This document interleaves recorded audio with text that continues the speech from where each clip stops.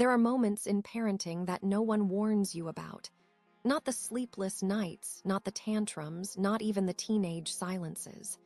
The moments I mean are the quiet ones, when the house finally settles and you sit down, and the weight of everything you said wrong, everything you missed, everything you wish you could take back just, lands on you, heavy and still. Maybe your child is struggling, and you keep asking yourself what you could have done differently. Maybe you raised your voice today when you promised yourself you wouldn't. Maybe you look at your grown son or daughter and see wounds you didn't mean to leave. Maybe you feel like no matter how hard you try, it is never quite enough. If that is where you are right now, if you are carrying that particular kind of ache that only parents know, I want you to know you are not alone. And I want to sit with you for a few minutes, because there is something in Scripture that has brought real comfort to so many people who have felt exactly this way. Listen to these words from Lamentations, chapter 3. It is of the Lord's mercies that we are not consumed, because his compassions fail not. They are new every morning. Great is thy faithfulness. It's new every morning. Let those words settle in for just a moment. Not new once. Not new if you get it right the next time. New every morning. The book of Lamentations is not a book of easy answers. It was written in the middle of devastation, real, raw, bone-deep grief.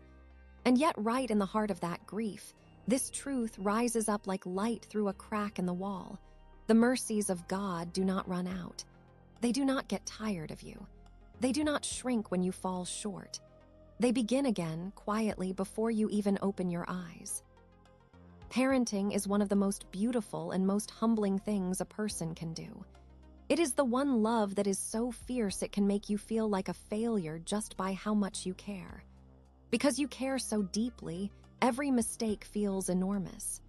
Every harsh word feels like it echoes.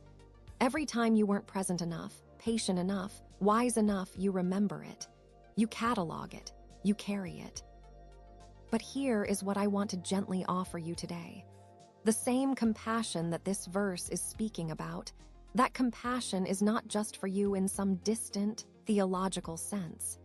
It is for the relationship between you and your child. It is for the family you are still building, even now, even in the imperfect middle of it all. New every morning means that yesterday's failures do not have to write tomorrow's story. It means that the moment you woke up today, something was already being offered to you, not because you earned it, not because you got it right, but simply because that is the nature of this love. Inexhaustible, faithful, quiet as dawn. And if your child is grown and the regret you carry is from years gone by, this verse still holds. It is never too late for a phone call, a letter, a quiet conversation at a kitchen table. It is never too late for the words, "I'm sorry, I love you, I see you." Mercies are not just for the beginning of life. They are for today, whatever today holds. You are not a perfect parent. None of us are.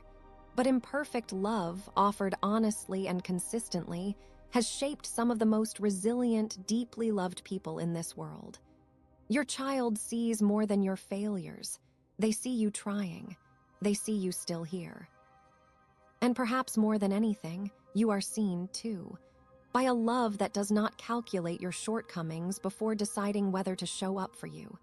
Great is thy faithfulness. Not great is yours. Great is his.